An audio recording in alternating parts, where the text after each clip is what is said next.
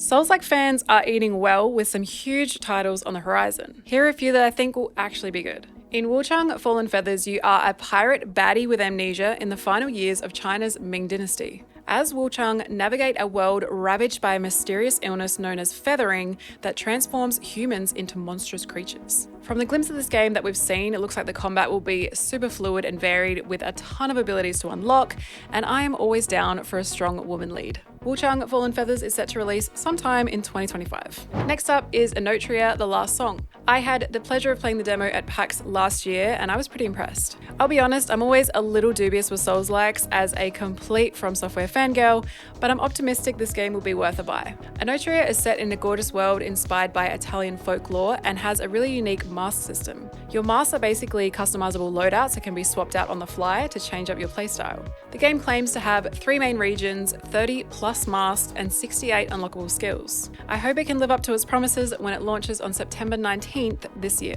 Black Myth Wukong, which is coming out in August this year, is definitely one of my most anticipated games this year. Based on A Journey to the West, one of the 4 great classical novels of Chinese literature, you are the destined one, tasked with uncovering the truth of a glorious legend from the past. This game looks absolutely ridiculous, and I have no doubt it will be filled with a fantastic narrative with wonders from ancient Chinese mythology. South of Midnight is probably going to be more of a Souls light if I had to guess, but I think it still qualifies. With a super unique art style and stop motion cutscenes, I'm really excited to see where this game takes us. You play as Hazel, who is called to become a weaver, a magic mender of broken bonds and spirits. Dunked in southern folklore, I look forward to the journey that South of Midnight has to offer. The release date is still to be announced, but I'm hoping we don't have to wait too long. And lastly, but not leastly, is Phantom Blade Zero. This is more of a combination of Souls-like and hack and slash. The pacing of this game just looks freaking ridiculous, so I think it's going to be more of a hybrid than a traditional Souls-like, more like Ninja Gaiden or Devil May Cry-esque.